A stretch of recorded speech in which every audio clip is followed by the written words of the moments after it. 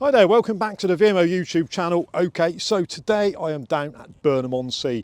Target species is going to be flounder. We've got a high tide this afternoon at around 3 o'clock. The temperature is pretty cold actually, it's about 7 degrees when I stepped out of the van just now. We've got an offshore wind, it's an easterly, northeast wind. It's flattened the sea off as you can see. So, as I say, flounder, potential for rays, potential for conger. It's looking a bit bleak. There's no one else fishing down here. That itself tells a story. Let's see how it goes.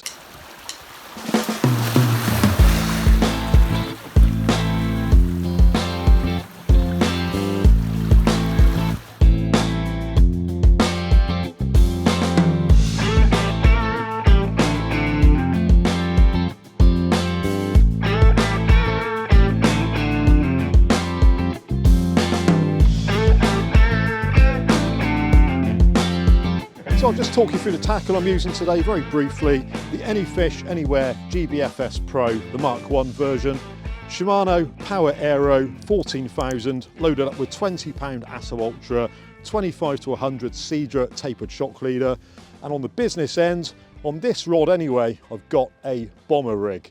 Now, you may recall I did a video on this not so long ago. If you want to see how to tie that, look it up on the YouTube channel. But on there, I've got a single size 2 hook on each snood carrying a ragworm bait. So I'm going to dap this one out there now. Let's see what happens.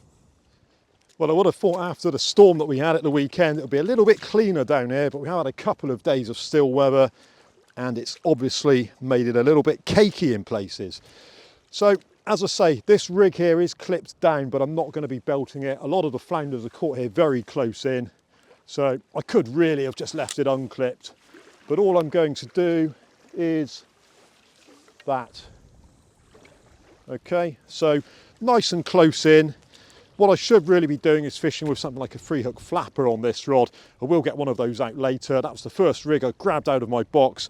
Remember on the last video I was sort of about rushing to get fishing? Well, I was kind of a bit like that today. Grabbed the first rig I could find, stuck some bait on it and chucked it out there. Right, let's get it back up on the stand.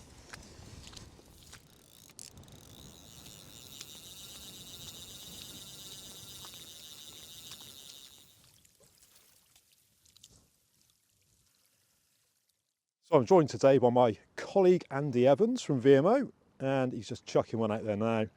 And as you can see, we're both casting in short today. The plan is to target a flounder, and to catch a flounder, you've got to cast where the flounder feed. So Andy has just pointed out something to me that he's found right next to where he's fishing, and it's a flounder print. And you can see where this fish has come along and he's shuffled down into the sand, and he's left an indentation. So that's good to see. It shows that the target species is in the area. And when I was first looking at this, I thought it was actually quite a big one. It's not. It's probably about the same size as my hand in actual fact. But I'm sure if we go for a scout around, we'll find some more of these and we might even see a bigger one. Well, if I'm not mistaken, yep, there's another one, even smaller than the first. So we know that the fish are in the area, it's whether we can catch them or not. We're going to have to wait and see. So choice of bait today for these flounders is ragworm. Now these are farmed ragworm, and I've got to say I'm not usually a fan. I have certainly caught fish on farmed ragworm, but in preference I'd use wild every time. That said, if it's all you can get, it's all you can really fish with. So that's what we're going to be trying anyway. So rod number 2, and I'm going for the 3-hook flapper, which is what I should have started off on really when you saw me chuck out that bomber rig earlier on. So as you can see, 5-ounce lead on there today and just standard wires, okay, nothing heavy duty. There's not going to be a lot of tide run for this one. I'm going to be chucking it in close, so there'll be next to no tide there. So some very lightly set wires on a 5-ounce lead. Rig link, Cedra crimp swivel. These are absolutely amazing. If you're making up 3-hook flapping rigs or anything that you want to make up quick, you just slide that whole piece on, crimp it in place. And if you look on the channel, I've actually done a video on making this rig. So there's one hook, there's the next. and there's the top hook. So we've got 3 snoods, exactly the same length. And again, I'm going to bait these up with ragworm and just chuck them in close. So flounder, they do come in really, really close. That said, I can remember in years gone by, there's another flounder track, just walk right past one. In years gone by, we used to pick them up on cod bait.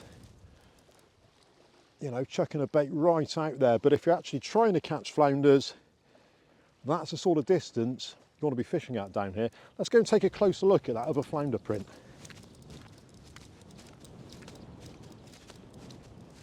Well, there we go. Another perfect flounder pattern imprinted upon the mud.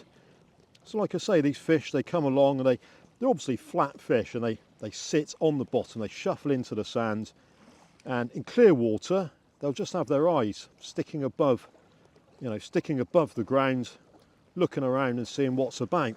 But here they're feeding on scent, so you're not going to catch anything with a visual attractor here, that's for sure.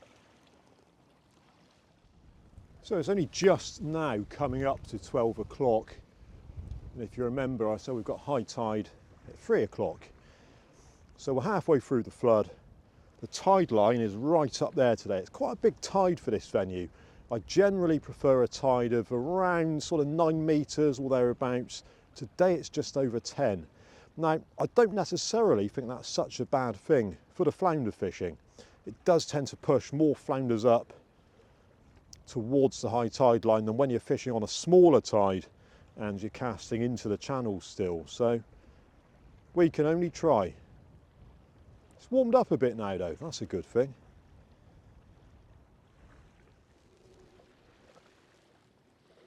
Well, I can see Andy's winding in his first bait. It looks like he's got weed all up his line. That's one of the problems here on a bigger tide. You do get a fair bit of weed. With a bit of luck, he's got a fish on as well.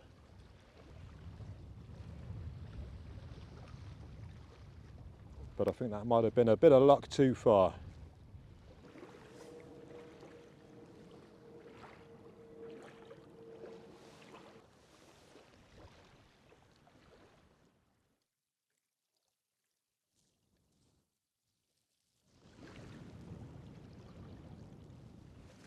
Well, as you just saw, Andy wound his first baits in and he had a lot of weed all up the line. So I'm reckoning this one's been out for a good half an hour now, and they weren't huge baits. So let's see if there's possibly a fish on here. I bet there's weed on here, but it was only a very short cast, so I might have got away with it.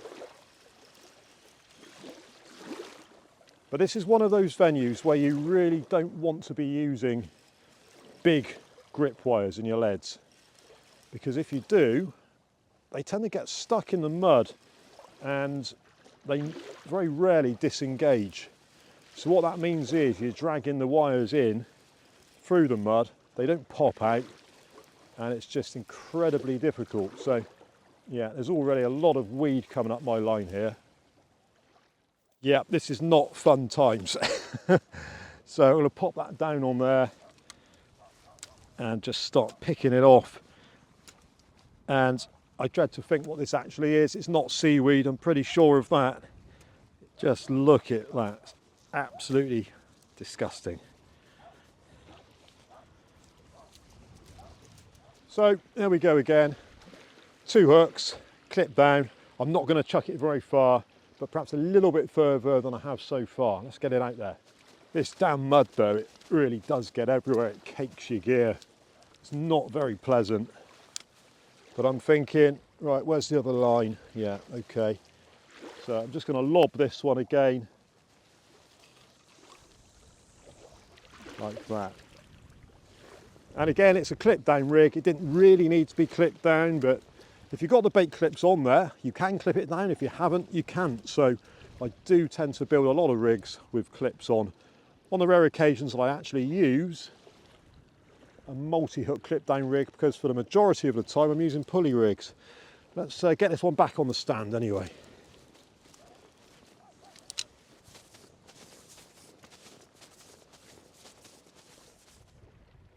Well, no bites so far, but it was kind of to be expected. But we live in hope. You get those sessions where you think everything's nailed in, you know, I'm gonna catch today, it looks brilliant, and you don't. And then you get conditions like today where it just looks bleak and miserable and pretty fishless, and you end up catching a few fish. So, as I always say to my clients, you've got to be as confident on your last cast as you are on your first. I'll bring you back if we see anything happening.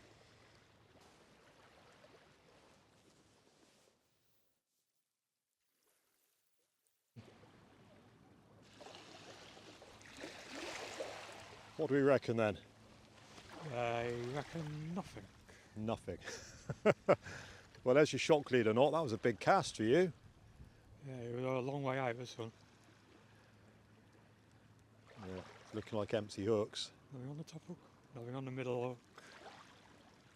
One up to go. And nothing. And nothing. Oh well, let's have another go.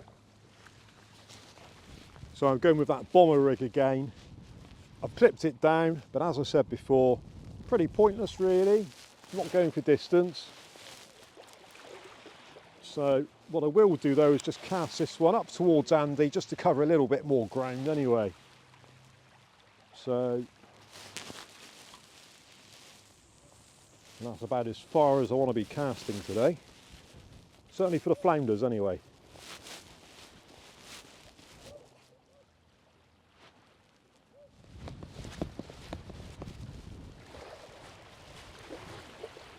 So on this rig, on this rod, I've got a 3-hook flapper with small snoods, small hooks, probably about a size 4 on this one, and little ragworm baits.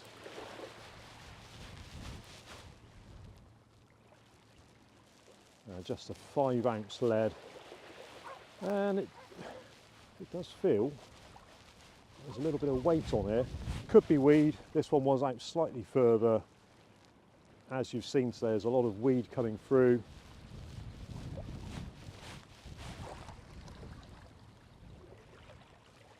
But no, there is a little bit of weight on there.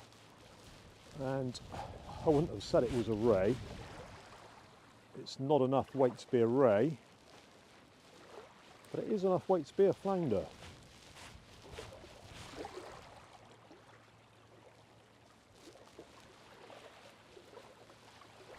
And we are coming up to the prime time now.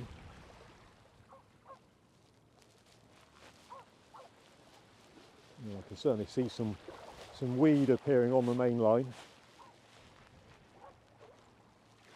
And a bit of something horrible hanging off of possibly the shock leader knot. Yeah, I can now feel that line grating through the rod tip. And I've got to the leader knot. So all I can do now, if I suspect there is a fish on there, is just walk back because the knot's not going to pass through the tip ring. Is there a fish on here? There's something there, I can see it. Well, there you go. Not quite the jumbo flounder we were hoping for. You know, what with it being December, usually a good time for a bigger fish, but this is tiny. But this is the kind of thing that's leaving those prints down there. Beautiful looking flatty. Absolutely gorgeous in miniature form. And then on one of the other hooks, we've got a whiting. Now, a lot of people talk about the cod in the Bristol Channel. They say, you know, what's happened to the cod? No one ever mentions the whiting. These things used to be an absolute menace down here. You could come down and catch 20 or 30 of a tide on a good night. But as for him, well, he's tiny, he's lip hooked, but it is a flounder. So mission accomplished. All we can hope for now is a bigger one. Let's get him back. And you can see he's pretty much the same size as my hand.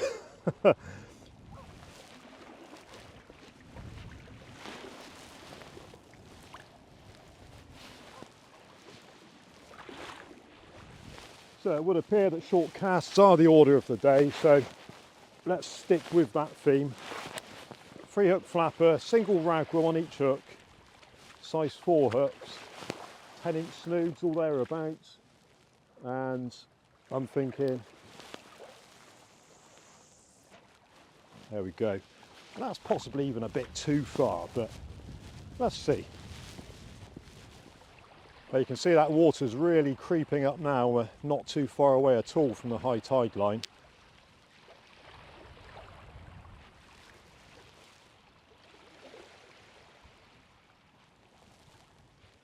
So time once again to drag it all back up the sand.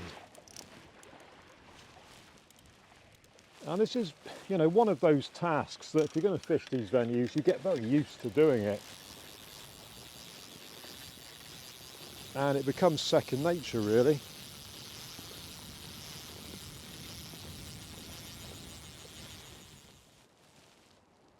So I'm actually set up on the high tide line now, and this is the high tide line from yesterday.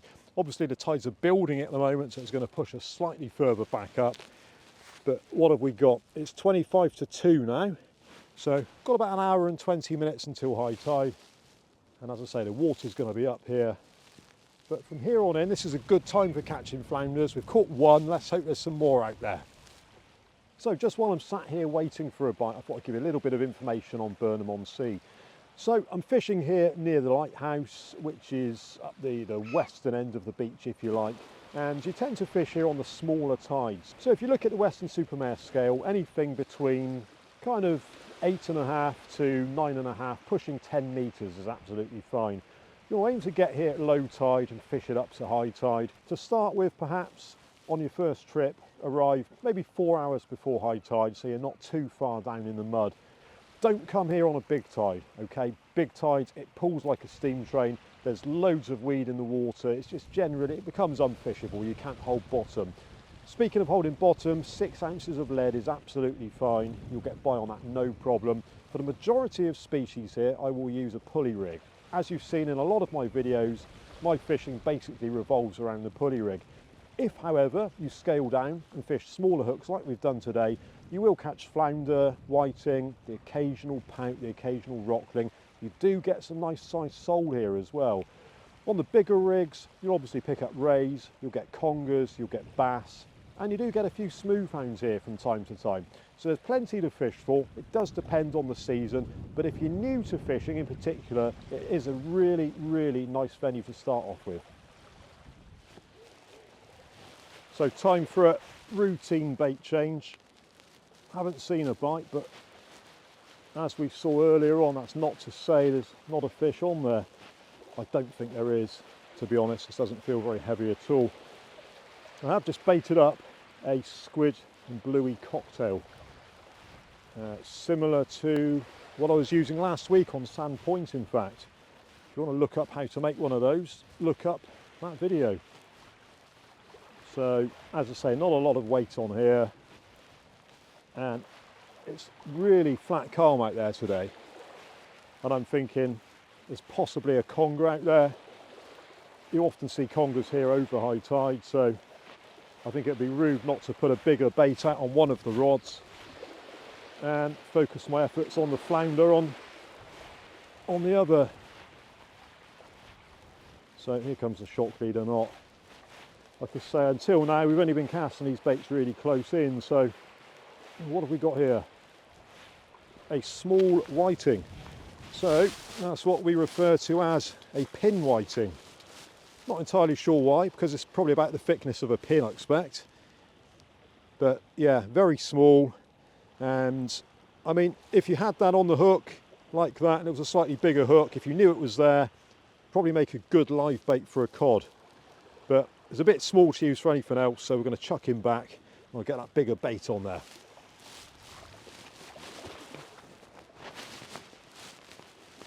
So here we go, dongle rig, squid and bluey cocktail. And as I said on the last video, the dongle is not my favourite approach for congers. You can miss bites on them. That said, I haven't got any J hooks with me, any pennel rigs with me I should say, that I'd otherwise use for these bigger baits. So going to go with that. I'm going to fling it out there now.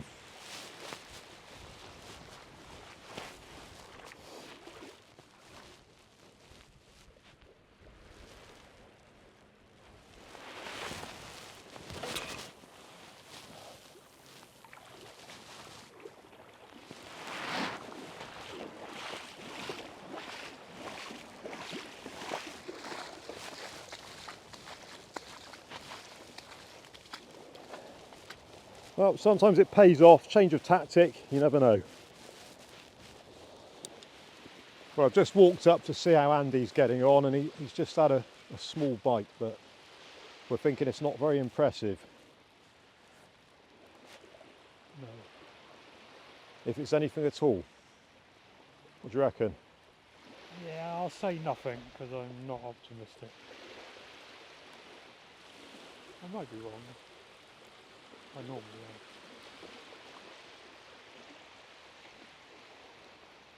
There could be something there. Quite a long way out, wasn't it? Yes, I tried a bit further this one. We've been pushed back quite a lot further, so where the flounder marks were is no further out, so who knows. There's certainly a fish on there, I can see it.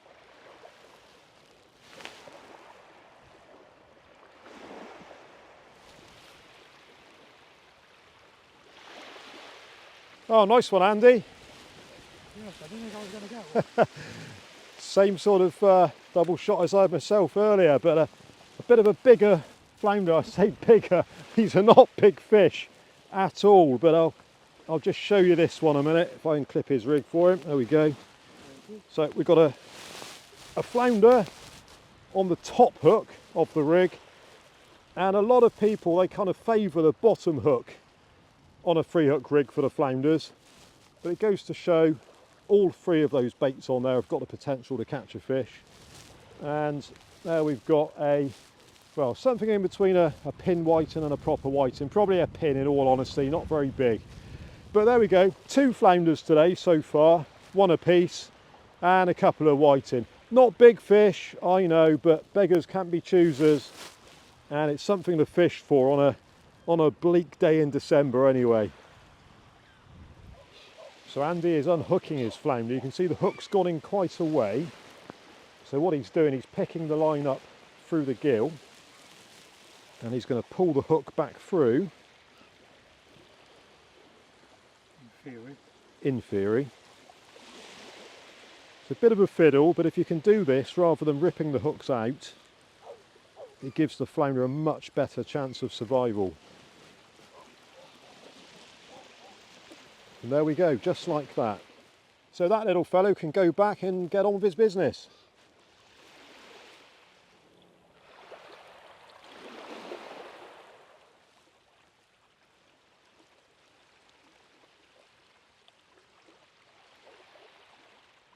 So we're just coming up to the top of the tide now. And total catch so far, a few pin whiting and a couple of flounders. So it is mission accomplished. Granted, not the kind of flounders you'd expect this time of year. Usually they're around £1 or £1 plus. But sometimes you've just got to take what you're given. So we are at the top of the tide now. And Andy has gone all out on trying for flounder, worm baits on both rods, still keeping them reasonably close in, but making sure he's hitting that ground where we saw the tracks. That's obviously where the flounders are for whatever reason. I've still got the big bait on my right hand rod, big oily squid bait, squid and bluey bait I should say. And I'm more than happy this time of year to leave a bait like that out there for a good hour. So let's see what comes of it. You never know, it's one of those, you're taking a bit of a gamble, but it could pay off. And if you're interested in any of the tackle that you've seen us using today, check out the video description for a full list of links. Well, we're about an hour into the ebbing tide now, we've had no further bites, so we're going to call it a day. But we have caught the target species. Okay, they were not very big at all, those flounders. We caught a few pin whiting to go with them. It was a little bit quiet, it's fair to say. Anyway, hope you enjoyed watching this one. Look out for more videos to come, and I'll see you on the next one.